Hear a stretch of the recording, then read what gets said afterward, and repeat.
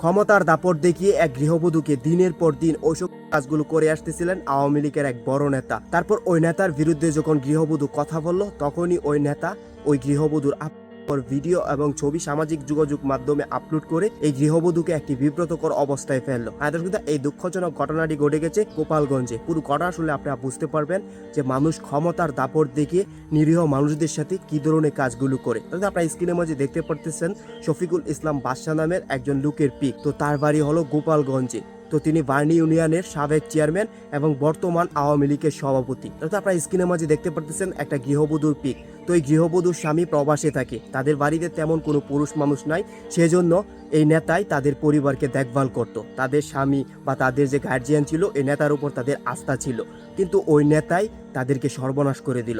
মার্চের দিকে এই গৃহবধূকে এই নেতা ফোন দেয়, ইমোতে ফোন দিয়ে বলতেছে তুমি আমাদের বাড়িতে আসো, তো তোমার ভাবি খুব অসুস্থ, গুরুতর অসুস্থ, তো তাকে হাসপাতালে নিয়ে যেতে হবে।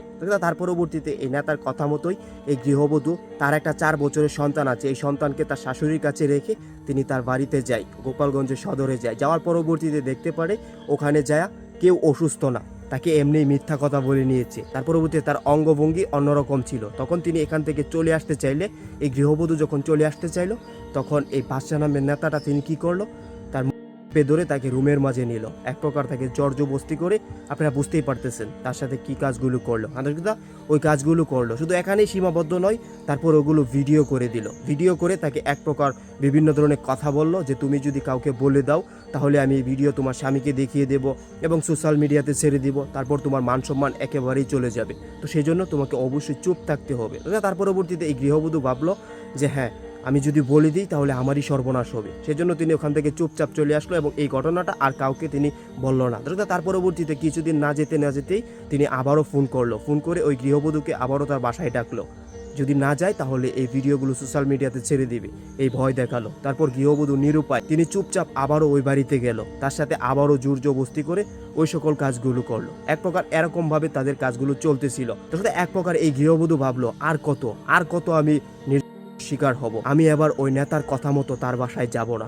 এই কাজটাই তিনি করলো, তিনি ওই নেতার কথা মতো আর যায়নি। তার পরবর্তীতে শফিকুল ইসলাম বাদশা গৃহবধূকে বেশ কিছুক্ষণ বুঝায় এবং বেশ কয়েকদিন বুঝায়, কিন্তু তার বুঝ না মেনে তিনি আর ওখানে যায়নি।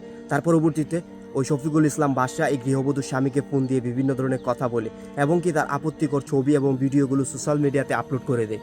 তার পরবর্তীতে এই গৃহবধূ নিরুপায়, তিনি এখন বর্তমানে বিচার চাচ্ছে। এখন আপনারা আসলে কি বলবেন?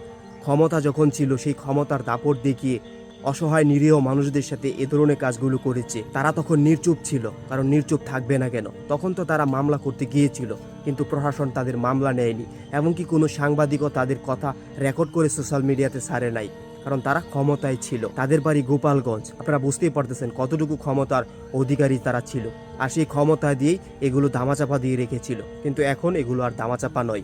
এই মহিলা 20 নভেম্বর তিনি এই কথাগুলো বলেছে এবং বিচার চেয়েছে। এখন আপনারা কি বলবেন? এই লোকের কতটুকু শাস্তির প্রয়োজন তা অবশ্যই কমেন্ট সেকশনে জানিয়ে দেবেন এবং ভিডিওটি অতিরিক্ত পরিমাণে শেয়ার করে সবাইকে সচেতন করে দেবেন। আজকের মতো ভিডিওটা এখানে শেষ করতে যাচ্ছি। পরবর্তী কোনো ভিডিওতে দেখা হবে। সে পর্যন্ত সবাই ভালো থাকুন, সুস্থ থাকুন, আর অবশ্যই বরাবরের মতো কথা কিন্তু একটাই, মন্দ কাজ থেকে বিরত থাকুন। ধন্যবাদ সবাইকে। আসসালামু আলাইকুম।